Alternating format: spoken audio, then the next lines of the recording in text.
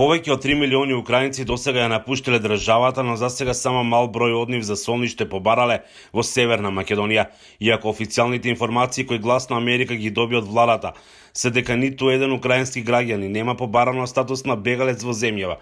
Од Црвениот крст велат дека во државата досега пристигнале приближно 400 лица од Украина. Добар дел од нив ја искористиле земјава само како транзит дестинација за влез во трета држава. Нашите претпоставки се со проценката која што направивме дека негде околу 250 лица во моментот се присутни во државата, кои што остануваат тука.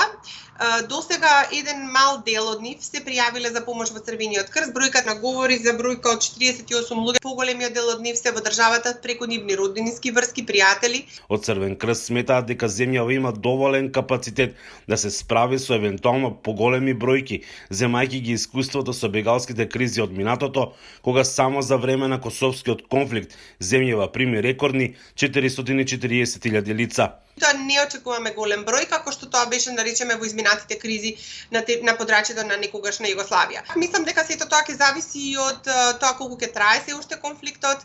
Државата секако има одредени центри кои што ги препознава како можни колективни центри. Од МВР вела дека од 24 февруари до 11 март годинава во Северна Македонија на влез биле евидентирани 1146 украински државјани. Во истиот период на излез од државата се евидентирани 759. Од канцеларијата на УНХЦР во Северна Македонија велат дека засега е тешко да се зборува за очекувања дали земјава ќе се соочи со поголем број бегалци од Украина. Бегалец е тој човек кој што избегал од својата држава.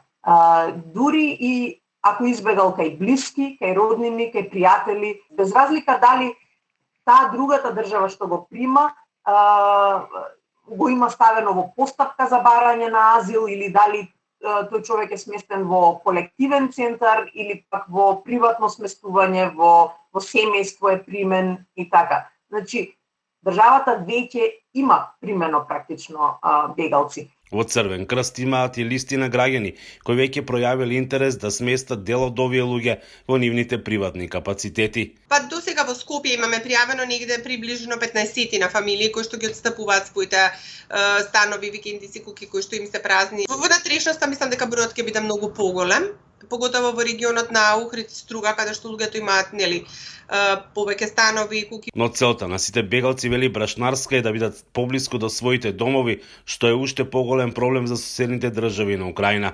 Доколку воените действија не прекратат веднаш, дефинитивно нема да има држава во светот која што нема да прими украински бегалци. Инаку владата на последната седница заложи неколку надлежни министерства, како и генералниот секретаријат, да ги продолжат активностите поврзани со утврдување на капацитети за сместување и да ги подготват сите активности за организирано прифаќање и згрижување на лицата кои ќе пристигнат во земјава како резултат на бегалската криза поради војната во Украина.